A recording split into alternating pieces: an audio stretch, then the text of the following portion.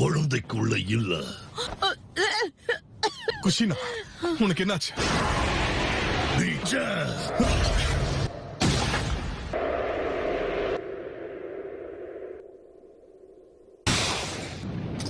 பிள்ளைக்காக உயிரை விடுறது அவனோட அம்மாவா?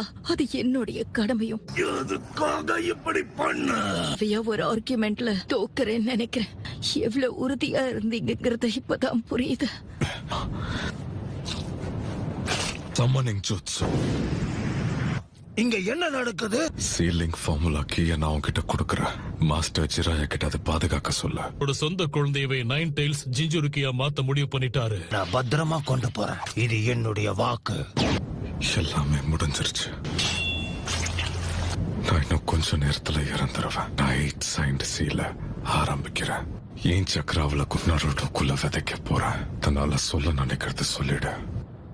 நருட்டோ, பிடிச்சது எல்லாத்தையும் சாப்பிட்டு நல்லபடியா வளரணும். அதே போல நீ தினமும் குளிச்சு சுத்தமா இருக்கணும். முக்கியமா ராத்திரி நேரம் முழிச்சிருக்காம நல்லா தூங்கணும். நல்ல நண்பர்களை உருவாக்கிக்க மறந்துடாத.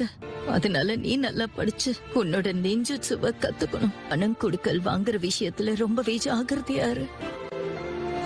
அதனால ஏதாவது ஒரு கட்டத்துல ஒரு பொண்ணை நீ விரும்ப ஆரம்பிப்ப. ஆனா தயவு செஞ்சு கெட்ட சகவாசத்தை வச்சுக்காத. என்ன மாதிரி இருக்கக்கூடிய நல்ல பெண்களோட பழக பாரு. சொல்லவே கஷ்டமா இருக்கு. நீ வாழ்க்கையில நிறைய கஷ்டங்களையும் துன்பங்களையும் அனுபவிப்ப. ஆனா உனக்கு நீ உண்மையாரு. தயவு செஞ்சு கனவு காணு.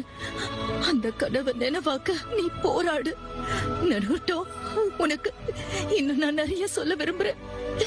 இன்னும் நிறைய நேரம் கிடைச்சா நான் உன் கூட பேசிக்கிட்டே இருப்பேன். உனக்கு உங்க நேரத்தை நான் வீணடிச்சிட்டேன். என்ன மன்னிச்சிருக்க பின்னாட்டு. பரவாயில்ல நருட்டோ, நான் சொல்ல இனி எதுவும் இல்ல. உன் அம்மாவே எனக்காகவும் சேர்த்து பேசிட்டா. அத மறந்துடாத.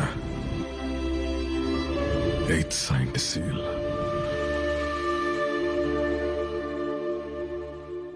உன் கூட இல்லாம போனதுக்கு தயவு செஞ்சு எங்களை மன்னிச்சிரு.